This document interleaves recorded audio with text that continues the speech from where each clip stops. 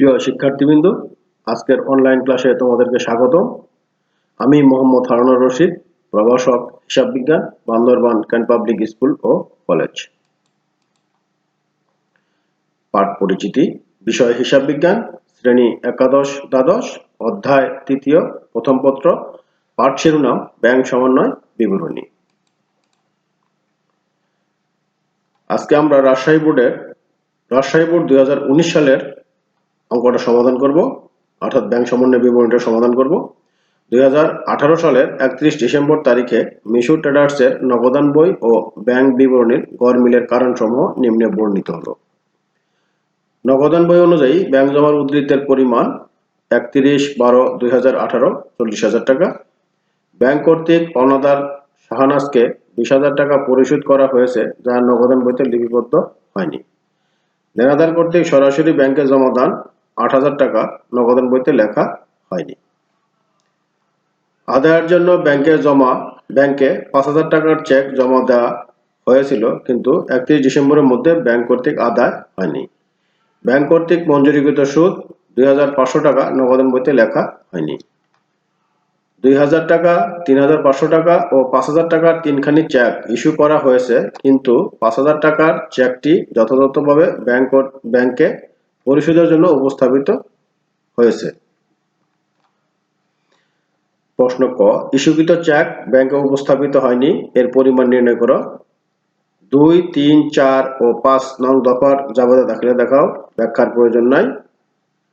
গ, 2018 সালের 31 ডিসেম্বর তারিখে মিশু ট্রেডার্সের ব্যাংক সমন্বয় বিবরণী তৈরি করো।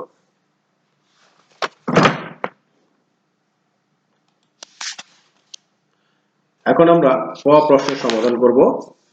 ইস্যুকৃত চেক ব্যাংকে উপস্থাপন হয়নি, অর্থাৎ চেক ইস্যু করা হয়েছে কিন্তু ব্যাংকে উপস্থাপন হয়নি, পরিশোধের জন্য ব্যাংকে উপস্থাপন হয়নি। এরূপ টাকার পরিমাণ আমরা বের করব। তো ইস্যুকৃত চেক ব্যাংকে উপস্থাপন হয়নি, এটা ছিল, এখানে দুইটা চেক ছিল। একটা চেক ছিল 2,000 টাকা আর একটা চেক ছিল 3,500 টাকা, মোট 5,500 টাকা। অর্থাৎ দুইটি চেক ইস্যু করা হয়েছে কিন্তু পরিশোধের জন্য ব্যাংকে উপস্থাপন হয়নি। এরকম চেক ছিল দুইটি। তো দুইটি চেক, একটা 2,000 টাকা আর একটা 3,500 টাকা, তাহলে আমরা দুইটা যোগ করলে পাচ্ছি 5,500 টাকা। এখন আমরা খ প্রশ্নের সমাধানটা দেখব। 2, 3, 4 ও 5 নং দফা জাবেদা। তাহলে দুইতে বলা ছিল ব্যাংক কর্তৃক পাওনাদার শাহনাজকে 20,000 টাকা পরিশোধ হয়েছে, যা নগদের বইতে লেখা হয়নি। তাহলে পরিশোধ করলে পাওনাদার হ্রাস পেবে, পাওনাদার হ্রাস পেলে হয় ডেবিট, আর ব্যাংক কর্তৃক পরিশোধ হয়েছে তাহলে ব্যাংক জমা হ্রাস পেয়েছে, তাই ব্যাংক হিসাব ক্রেডিট 20,000 টাকা। এরপর 3-এ বলা ছিল দেনাদার কর্তৃক সরাসরি ব্যাংকে জমা দান 8,000 টাকা, নগদান বইতে লেখা হয়নি। দেনাদার সরাসরি ব্যাংকে জমা দিলে ব্যাংক বাবদ জমা বৃদ্ধি পেয়েছে, তাই ব্যাংক হিসাব ডেবিট, আর দেনাদার হ্রাস পেয়েছে তাই প্রাপ্য হিসাব ক্রেডিট 8,000 টাকা। এরপর 4-এ বলা ছিল আদায়ের জন্য ব্যাংকে 5,000 টাকার চেক জমা দেওয়া হয়েছিল, কিন্তু 31 ডিসেম্বরের মধ্যে তা ব্যাংক কর্তৃক আদায় হয়নি। তাহলে ব্যাংক যদি আদায় না হয় তাহলে আমাদের ব্যাংকের টাকাটা জমা হয়নি, কিন্তু আমরা নগদের মধ্যে জমা করে ফেলেছি। এখন তাহলে ব্যাংকের জমা হ্রাস করতে হবে, তাই ব্যাংক হিসাব ক্রেডিট। আর যেহেতু দেনাদারের কাছ থেকে চেকটা পাওয়া গিয়েছিল, তাই দেনাদার এখন বৃদ্ধি করতে হবে, এই জন্য লেখা হয়েছে প্রাপ্য হিসাব ডেবিট, ব্যাংক হিসাব ক্রেডিট। এরপরের লেনদেনে বলা হয়েছে যে 2,000 টাকা, 3,500 টাকা এবং 5,000 টাকার তিনখানি চেক ইস্যু করা হয়েছিল, শুধু 5,000 টাকার চেক যথাযথভাবে ব্যাংকে পরিশোধের জন্য উপস্থাপিত হয়েছে। তাহলে 5,000 টাকা, তাহলে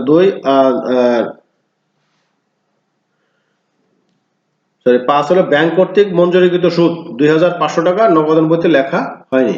ব্যাংক কর্তৃক মঞ্জুরিকৃত সুদ, ব্যাংক সুদ প্রদান করেছে, তাই ব্যাংক জমা বৃদ্ধি পাবে, এই জন্য ব্যাংক হিসাব ডেবিট। আর ব্যাংক সুদ যেহেতু আয় বৃদ্ধি পেলে হয় ক্রেডিট, এই জন্য ব্যাংক সুদ হিসাব ক্রেডিট। এখন আমরা গ প্রশ্নের সমাধান করব। যে ব্যাংক সমন্বয় বিবরণী আমাদের করতে বলা হয়েছে। তা এখানে জ্যাট দেওয়া আছে, নগদান বই মোতাবেক ব্যাংক জমার উদ্ধৃত 40,000 টাকা। এখন নগদান বই অনুযায়ী ব্যাংক জমা দেওয়া আছে, তাহলে আমাদের মিলকরণ করতে হবে ব্যাংক বিবরণীর সাথে। তা ব্যাংক বিবরণীর সাথে মিলকরণ করতে গেলে যদি ব্যাংক বিবরণীতে যে সকল লেনদেনের কারণে ব্যাংক বিবরণী জমা বৃদ্ধি পেয়েছে ওগুলো যোগ করতে হবে, আর যে সকল লেনদেনের কারণে ব্যাংক বিবরণীতে জমা হ্রাস পেয়েছে ওগুলো বিয়োগ করতে হবে। তো আমরা এখন দেখি ব্যাংক কর্তৃক পাওনাদার শাহনাজকে পরিশোধ। তাহলে পরিশোধ করা হলে ব্যাংক থেকে টাকা হ্রাস পেয়েছে, তাহলে ব্যাংকে হ্রাস পেলে তাহলে ব্যাংকের সাথে মিলকরণ করলে এটা বিয়োগ করতে হবে।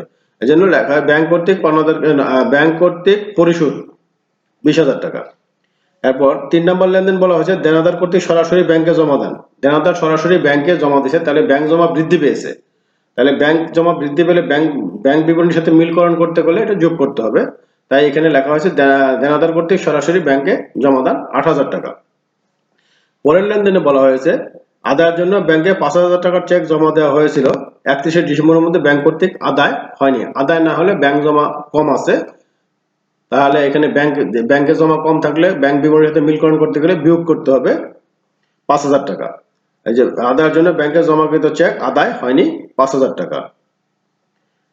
এরপরে আছে ব্যাংক কর্তৃক মঞ্জুরিকৃত সুদ। ব্যাংক সুদ মঞ্জুর করছে, তাহলে ব্যাংক জমা বৃদ্ধি পেয়েছে, তাহলে ব্যাংক জমা বৃদ্ধি পেয়েছে, সেজন্য ব্যাংক জমার সাথে মিলকরণ করতে গেলে যোগ করতে হবে 2,500 টাকা ব্যাংক কর্তৃক মঞ্জুরিকৃত সুদ। এরপরে 2,000 টাকা, 3,500 টাকা এবং 5,000 টাকার তিনখানি চেক ইস্যু করা হয়েছিল। 5,000 টাকার চেকটি যথাযথভাবে ব্যাংকে পরিশোধের জন্য উপস্থাপিত হয়েছে, তাহলে 2,000 টাকা এবং 3,500 টাকা অর্থাৎ 5,500 টাকার চেক পরিশোধের জন্য ব্যাংকে উপস্থাপিত হয়নি, অর্থাৎ ব্যাংকে চেক যায়নি, তাহলে ব্যাংক জমা হ্রাস পায়নি, তাহলে ব্যাংকে বেশি আছে 5,500 টাকা, দুটো চেক 5,500 টাকা। এখন আমাদের যোগের দিকের আইটেমগুলো যোগ করলে মোট যোগফল হবে 16,000 টাকা। 40,000 টাকার সাথে 16,000 টাকা যোগ করলে হবে 56,000 টাকা। আর বিয়োগের দিকের আইটেমগুলো যোগ করলে আমরা পাবো 25,000 টাকা। 56,000 টাকা থেকে 25,000 টাকা বিয়োগ করলে বিয়োগ ফল পাচ্ছি আমরা 31,000 টাকা। এটাই ব্যাংক বিবরণী অনুযায়ী ব্যাংক জমা উদ্ধৃত।